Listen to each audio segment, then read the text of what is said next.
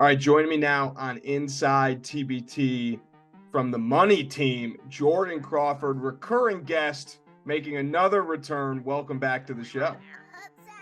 What's up, buddy? How's everything? Everything good?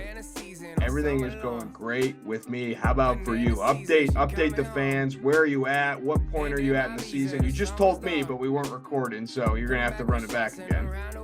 Yeah, no problem. I'm in Turkey right now. In the Super League. We got 2 games left in the regular season. We're fighting for a playoff spot right now. 2 big games coming up. We got one actually tomorrow. Big game. We got a couple TBT guys from there. Eric McCullum that plays on their team. So that's a familiar face in TBT that we'll be playing against. So everything's been going good. Personally, I've been having a great season, probably one of my best seasons this year. So that's always good as well. That's awesome to hear, man. What part of your game is really cooking right now? Are you passing the ball well? Are you hitting them more threes than normal? What's been working? The ball's been going in the basket a little more than what typically. I've always been like a scoring type guard, but depending on my personnel and who I'm playing with in TBT, I get to, facilitate a little more. And this year, I've been scoring the ball a lot more. I'm up to almost. I'm at 19 right now. Second, I'm right behind McCullum in scoring. So, that's been a big jump on my game this year. Just being a lot more aggressive and taking more shots than normal. I think my favorite part of watching you as a player is when the camera cannot keep up with what you're doing, whether you're moving too fast or you're throwing a no-look pass. But when I cut your highlights, I'm like, I'm like moving the cursor back and forth. Have you had any? I saw one that we actually posted, but have you had any like highlight crossovers or anything like that this year? Yeah, I had a few. My actually it was crazy. It's my teammate from last year, Turkish guy. He fell a couple times in the same game. It was a rough night for him, long night for him. But hey, probably maybe once a game, something. Yeah.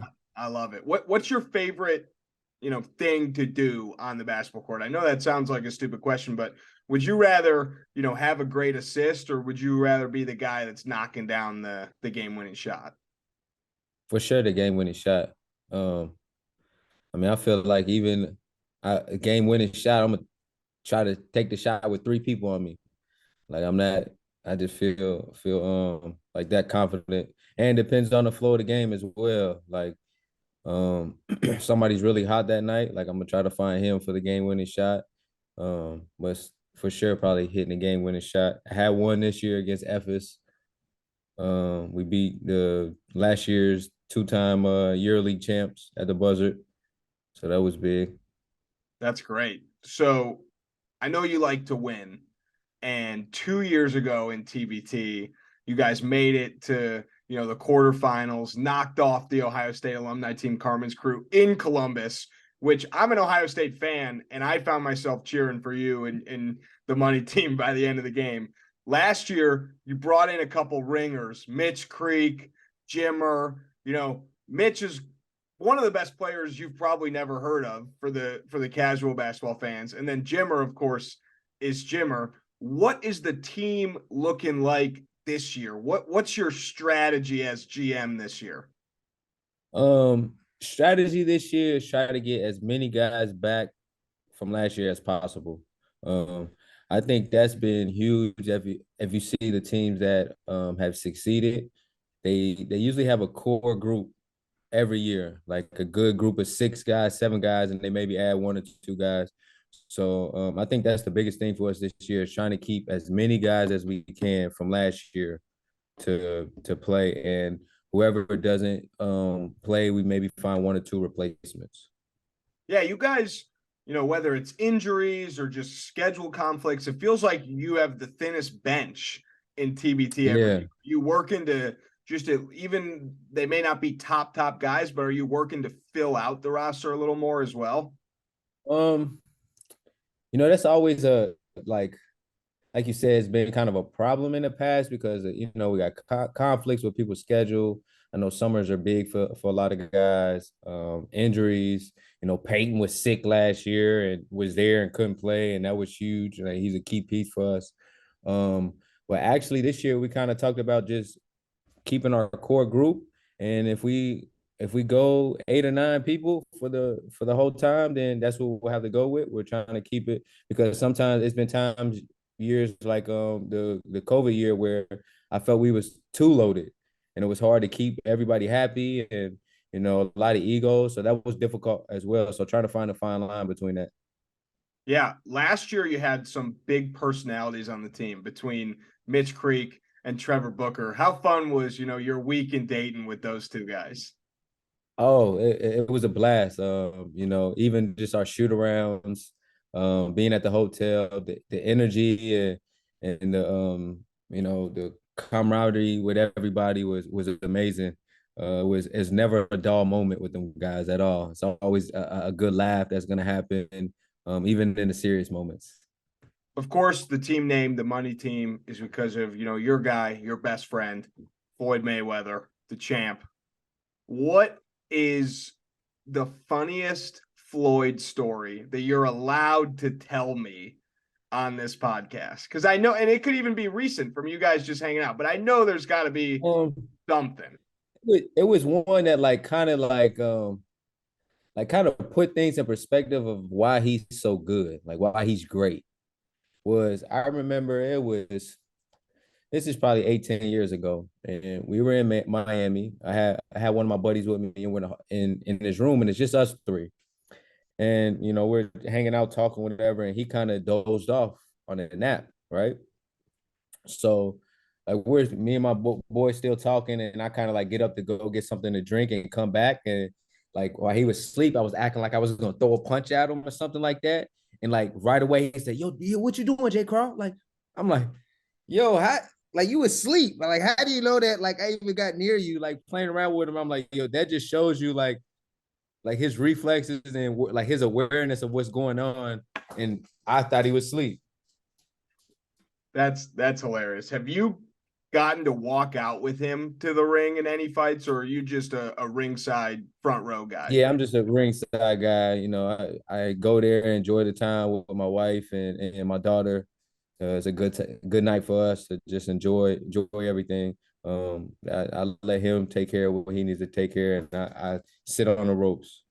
Have you ever had an interaction where you're out with him or hanging out with him, and the frenzy of people and paparazzi has like gotten to a dangerous point?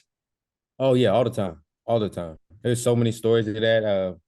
Of us, even what was this recently? What last right after the season last year, we was in Dubai, and like we're walking in like the jury district, the soak, and it's thousands of people out there, and like I'm talking about, they're moving the ladies out the way, trying to get to them, and it's like we put all the girls in the middle and have all the guys around, and we're like walking, like trying to keep like it's a mess. Like, people were driving down the street, people are chasing the cars. Even we had to when he goes into certain stores, like we got shut the store down so the people don't barge in there. We come out there, there's hundreds of people out there. Like, it's a mess. It's a mess. But it's It's always gotta like be. you think like, this is what he's retired and everything, and you just think like he still has this big influence on like just the world period. Like, the people still follow him, and it's amazing to see. All right, and what about you as a boxer? Do you do any training? What's your boxing mentality like? Now, all I do is the running part, the strength and conditioning stuff. Every now and then I put on the gloves, and Champ will hold the mitts for me, just to another workout, switch something up to get a different burn, different feel. But I stick to my lane and my lane only. So, you mentioned Dubai, you're in Turkey right now. You've been to crazy places with Floyd. Your basketball career's taken you all over the world. What's your favorite place that you've been to? As a for my job, like work, or just period. Period. By far Maldives. Uh, it is paradise. Like it's crazy. Water, it's another world. Like it doesn't seem like you're really in on Earth. Like it's something to see if you have a chance to go, and it's definitely like a paradise. I know Beautiful. I know sometimes when you're flying with Floyd, it might be a private jet, but do you just have like a crazy amount of airline points from all your basketball travel? Um, I have a decent amount through the years. Like I started it back when I was in college. Um, so I have a decent amount probably that maybe could pay for a couple flights to somewhere. Um, but once I get over here, like I typically like we fly, maybe our flights are maybe like 45 minutes. I typically don't use them for our flights here. I should be. Um, but other than that, decent amount, maybe decent amount. Do you have any crazy travel stories? Like Keith Langford played at Kansas. I just talked to him a few weeks ago. He said one time he was flying with his teammate, and when the team got to like the airport, he realized he didn't have his passport. So he had to fly back Ooh. by himself to where they were, playing at the time, get his passport and come back. Do you have any crazy travel stories? Um, maybe two. Maybe, yeah, we had one last year. Well, was that last year? Or was that this year? No, it was this year. We're traveling back from a game, and there was a lady on our plane that was freaking out. Like she was freaking out, and she had a cat with her that was in a bag, and she was taking her cat, like walking up down the aisle, and she was causing so much chaos, and they was trying to get her to sit because we were landing, and the flight attendant is telling her to sit. Yo, she punched the flight attendant, punched him right in his jaw. Right, there's everything was like the flight attendant was trying to be super professional, like yo, sit down. Sit. As soon as he got hit, balled her up and sat her down. Like he was like, yo, I had enough of this.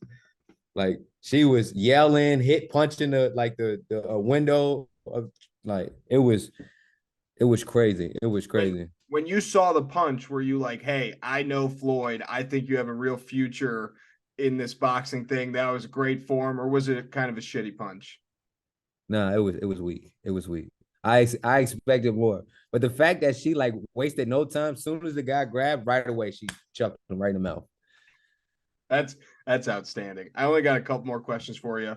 One basketball and then one kind of silly. But the basketball question, now that you're deep into your career, played TBT a bunch, you mentioned you playing Eric McCollum tomorrow. Who's the best player you've played against? Man, that's a tough question.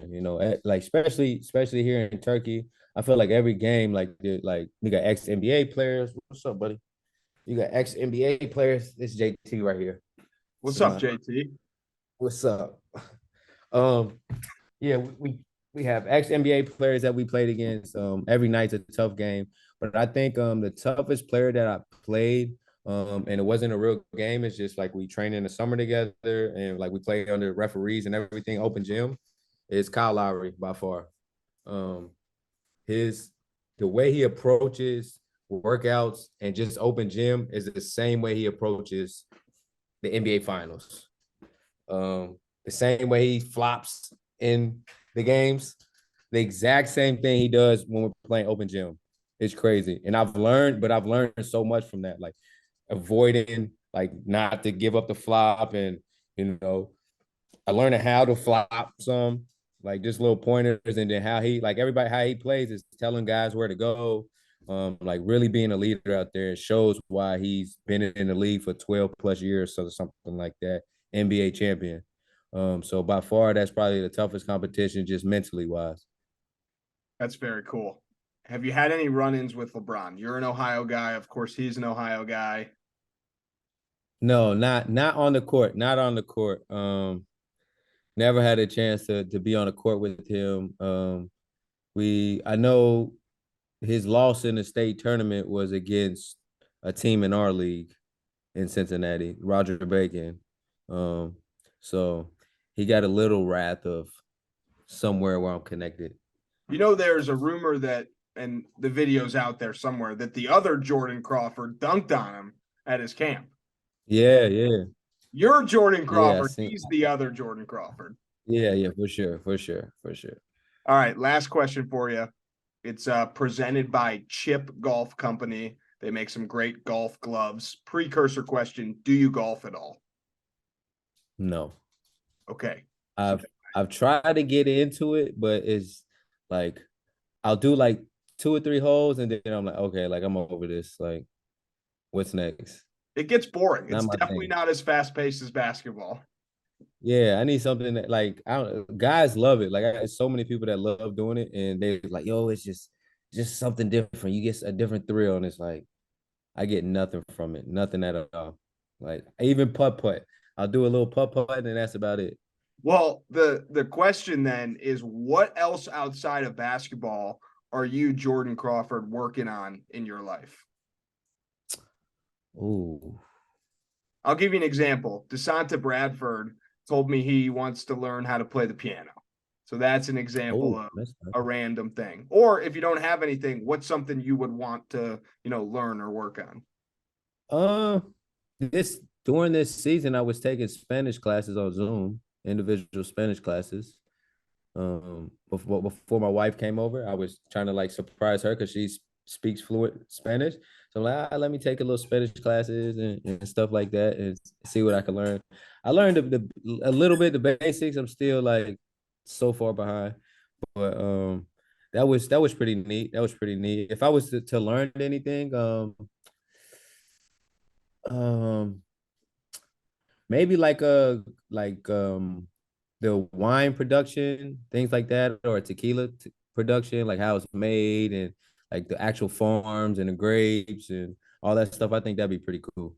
Yeah, that would be pretty cool. It's funny you mentioned the Spanish thing. So my girlfriend and I went to Paris like a month ago, a little over a month ago, and I was So gonna you learn. want hold on, but before you stop, before you go there, sorry to cut you off. So you mean you came to Europe and didn't tell anybody? What do you mean by that? Like I should have told Paris you? is like, yeah, it's still a close flight. I told Marcus Keene because he's playing in France. Okay, I okay. should At have least told you though. at least you reached out to somebody. At least you Yeah, reached out to somebody. He's a good dude, so I all actually good.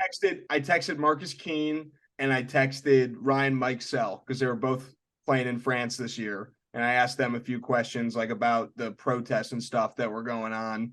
And then Okay. Victor Wembanyama didn't answer my call when I called him, but I He should have playing hit with you up. sideline again? I think so. We have not announced that he's playing or not playing with sideline, but all Yeah, let me assumptions are he'll be back. let me reach out to him. Ooh, that's spicy. That's spicy. Let me reach out to him so That's a see what we can do. That's a short backcourt, though. Would you Yeah, guys be that able that to handle that that? means anything. That doesn't mean anything. You how about this? You get both of us on a Zoom call and then ask us if us two in the backcourt is too small and see what the results Okay. will be. Okay. I will definitely ask him. But the French thing is similar to you. I was gonna learn French and like surprise my girlfriend and be able to speak French when we got to Paris. But Ooh. like 3 days later, she saw the notification like, hey, it's time to learn. And then I was like, well, now that you know about it, I'm not gonna do it. So then I didn't do it because I wanted Oh to man. surprise. Romantic guy, huh? Yeah.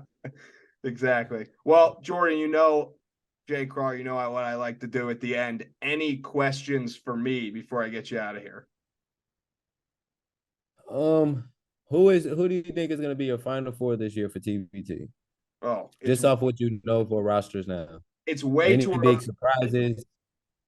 I mean, blue collar those guys are unbelievable. They've Final Four and then championship. They're going to return like the Yeah, same yeah. exact team. We just announced that, CJ Massenberg and Nick Perkins, first two commitments, they're back. So it's going to be tough to bet against them. But then I went to Mizzou, and for the first time, it looks like we're having a Missouri team. So it's going to be Ooh, tough for me not nice. to ride my guys. Yeah, And for sure. we'll see who you end up, pulling out of the hat. I of course am gonna keep my allegiance to you and the money team unless you have a matchup with Herd that. Then it's gonna be tough. Don't let us ever run across them again. Between that and the short backcourt comment, you might not come on the show again. Don't let us come across them again. Might need to make that happen. Yeah, that's fine. That would be fine with us. All right. You're making me think of a good question. Is there any TBT team, heard that aside, not like a rivalry thing, just like a team that you would want to match up with, whether it's because they have a championship and you want to, knock them off, or they got, your buddies that you want to beat? Like, who's a TBT team that you'd love to match up with? Oh, Or player. yeah, that's a good one. You know, whew, that's a good one. We blue collar, they got us in Dayton. Um, Even Dayton, I would like to get Dayton again. Just off of the situation last year. That was a great game. Yeah, it was. It was. It was. When you look back at the game, like you can really sit back and say, like, hey, that was a good basketball. Mm-hmm. So, yeah, probably Dayton. Probably I would say Dayton. I want to get them again. Teams maybe we haven't played. Ooh. I mean, I would say teams like, like sideline, like teams that have like their raising awareness for something. That's always good to play with or be a part of. That is bigger than basketball. I think that's always great, always good for a bigger cause than other than just playing for our universities or something else. I like that answer. Well, Jordon Crawford and the Money Team will be back on your TVs this summer. As always, I appreciate you coming on. Always a great conversation. I'll see what I can do about making that Money Team Heard That matchup happen. You might have to go to West Virginia, though. Nobody wants to go to West Virginia. That's a great way. Wants to go to Virginia. That's a great way to end the show. Clocking out early, that's the dish I don't like. Been getting paid since I was riding on the bike. Hit the pedal with the 8th, hopping on the 9th flight. I've been chilling out of sight, I'll be at the bar tonight.